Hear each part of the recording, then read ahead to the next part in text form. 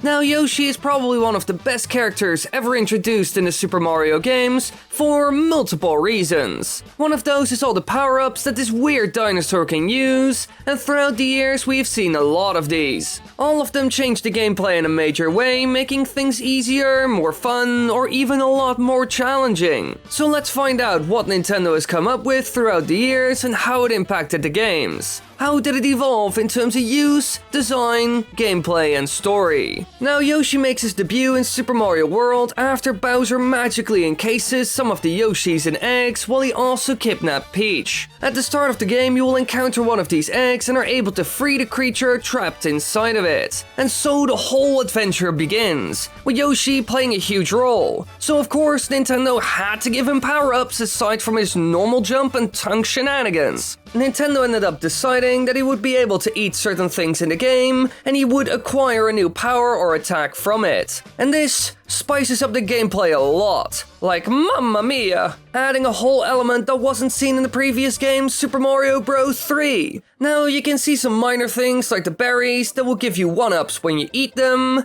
well, enough of them at least, but there's also another thing you can eat that has a bigger effect. When Yoshi eats different types of Koopa shells, he gains certain quite interesting abilities depending on which color he gets his tongue on. Green can be spit out as a projectile purely to deal damage, red turns into 3 fireballs, which is quite a devastating move, yellow causes miniature earthquakes when you jump up and down, and blue allows him to fly for a limited amount of time. So clearly these shells gave him a wide range of different abilities that were also incredibly different from any Mario power-ups, with some making platforming easier, while others are only there to take out enemies. In general, Yoshi, together with his unique powers, really made this game special, opening the doors to some interesting mechanics and ways to solve problems. Although sadly enough, he couldn't go inside of castles or ghost houses, and you do really notice that he's missing there, and those sections are quite different because of it. And for the people who don't know, the reason why this was the case is because of console limitations. However, while all these shells are fun and all, there's also another special type that's even more powerful, almost turning Yoshi into a god. The almighty flashing shell, which is created when a yellow Koopa climbs into an empty shell of any color. These will fly around at amazing speeds and go after you, but if Yoshi gets a hold of it, he can use it in amazing ways. Because when you do get it, you obtain all 3 shell abilities, becoming the ultimate form of Yoshi, which is just a great thing to add to the game. Back in the day, this was also a bit of a secret. It required quite weird and specific things to happen,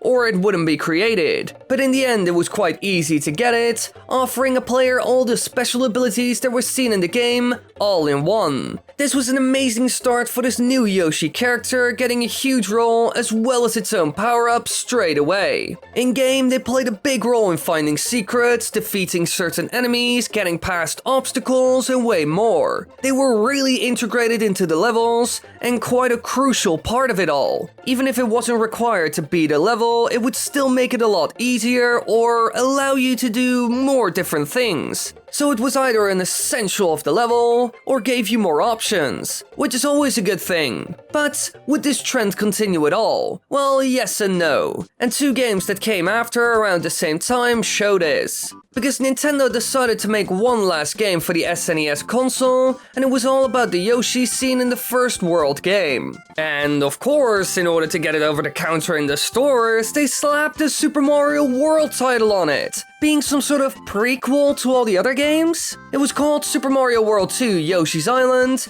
and it's quite similar to the previous game that inspired it, although a lot of new mechanics were introduced. And here we yet again see some new power-ups for our dinosaur friend that have some really weird and interesting abilities. One of the big ones is called Metamorphosis Bubbles, and touching one causes Yoshi to be transformed into one of the different types of vehicles, each of them being radically different. Once you turn into one of these, you can move around as that certain vehicle without Baby Mario for a limited amount of time, and afterwards you will go back to your normal form. Now in the game, you see these a lot at certain special segments made for these vehicles, like the helicopter in the sky sections, or submarine for underwater portions. To be honest, all of this kind of feels like the auto-scroller levels seen in Super Mario Land, where Mario also uses all kinds of vehicles. and it looks like this is a new version of that concept, this time using Yoshi and making the transition between it all more seamless, as well as punishing since there's a time limit involved. Aside from that, they also added a bunch of new versions that do quite unique things, like the mole tank and train. And we even saw some interesting other power-ups like the skis, which kind of serve the same purpose, to be honest. Really, these were concepts never seen before in a Super Mario game, and in general this was a very experimental game, which is certainly its strong point. And in later Yoshi's Island games they doubled down on this concept and expanded upon all of it a lot more.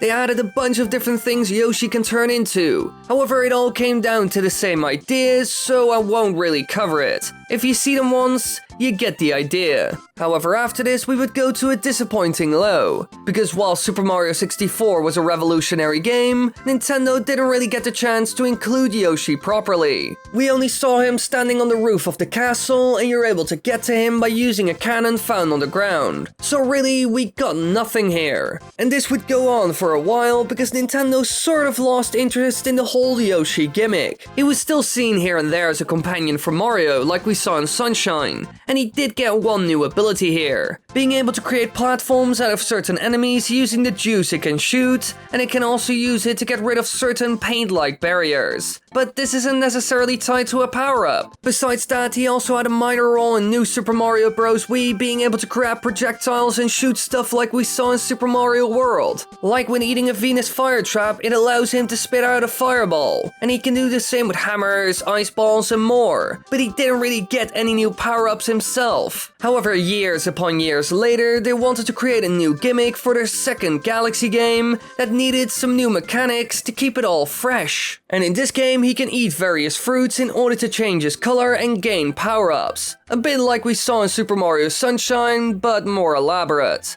One of these is the Dash Pepper. This allows you to run at high speeds over water and up walls as soon as you've eaten one. Now these are used for a lot of high-speed roller coaster-like segments of the game, a bit like the stuff seen in Yoshi's Island. And it's set to specific levels since Super Mario Galaxy 2 is a linear 3D game just like some others, making a mechanic like this a great fit. In general, this power-up is a bit like a Yoshi combined with a superstar, but even more over the top. You can go all over the place with it, even being able to run up walls, which is certainly taking it a step further. But this isn't all, because another one seen in the game is the blimp fruit. Eating one of these inflates him like a balloon and lets you float towards virtually unreachable areas. However, you have a limited amount of air, so you need to plan your route well, or you might fall all the way down again. Now this power-up is mostly used in vertical stages, like a tree you're slowly going up in, so you can reach the star found there. It serves the same role as the Dash Pepper, but this time going up and with less speed, adding another interesting mechanic to the game. And the last one is the Bulb Berry, which can illuminate hidden objects. It mostly shows different paths and is a good way of hiding secrets in the game, like extra stars. In general, all of these are used to fill specific levels. Like I said, they needed new concepts and things for the sequel, and they couldn't just do the same thing. And Yoshi wasn't really seen in the first Super Mario Galaxy, so they probably thought it would be a good idea to bring him back in a 3D game, since they rarely did anything with him in Super Mario 64 after all. And so they once again picked up the Yoshi power-up mechanic and thought of a bunch of new ones that were fitting in 3D. The Dash Pepper works especially well because it's a fast-paced segment where you can properly look ahead so you won't fall, which isn't always as easy in 2D. The Blimp Fruit allows for some special movements in a 3D world in a way that you don't see that much, which would work in both 2D and 3D. It's a bit like the wings to be honest, but this time with an even harder time limit, making planning your flight path even more important. And when it comes to the Bulb Berry, it's a bit of a throwback to the Ghostly Galaxy from the first game, but a bit different. Here we also see paths that slowly appear to us, but now we get a limited amount of time to find a way. This will make it quite a bit harder to find those alternate routes leading to secrets, since you have to find them fast or you will fall. In general, they all follow the same Nintendo formula. Introduce the mechanic, increase the difficulty, and give them the final challenge. Clearly Nintendo is back in full swing, using our little dinosaur friend in some really good ways. However, would this last? Well, no! Also, little side note, be sure to check out the playlists and stuff in the upper right corner. There's way more evolution of there. Also, subscribe and click that bell button. It's really important. Now let's go on. He was seen in recent games like Super Mario Odyssey, where you can play as him by using Cappy to take control of him. However, he's just the same old for the most part. So really, this game offers nothing new when it comes to his power-ups. So sadly enough, this trend is a thing that comes and goes every now and then. So we will most likely see it return in the future.